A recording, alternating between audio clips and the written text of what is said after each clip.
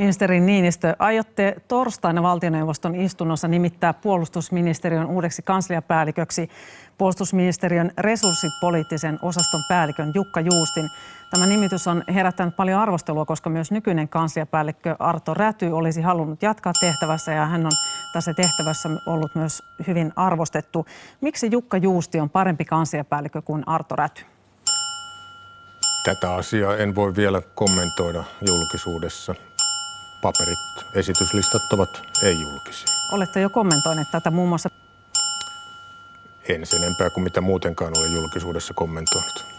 No mikä tekee? Esittelymuistiosta. No tässä esittelymuistiossahan sanotaan, voitte kommentoida tätä tekstiä. Kansliapäällikön määräaikaisen kauden päättyessä voidaan arvioida virkaan hakijoiden muutokset ja toiminnan painopisteet. Mikä on muuttumassa tässä Suomen toimintaympäristössä ja toiminnan painopisteessä, että se edellyttää puolustusministeriön kansliapäällikön vaihtamista?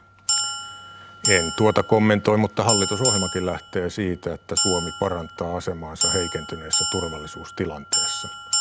Ja hallitusohjelmassa luetellaan erilaisia keinoja siitä, miten Suomi parantaa tätä itsenäistä uskottavaa puolustusta.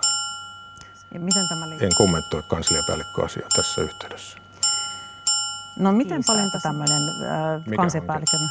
kansliapäällikön vaihtamishanke on meneillään? En sitä kiistä. Se on siis meneillään. Kuinka paljon tässä kansliapäällikön vaihtamishankkeessa on kyse siitä, että perussuomalaiset haluaa jättää nyt uutena hallituspuolueena puumerkkinsä? On oikeus nimittää sopivia virkamiehiä, päteviä, sopivia. No mikä tekee Juustista pätevän ja sopivan? En kommentoi enää tätä aihetta. Jos ei muita kysymyksiä, niin lähden pois.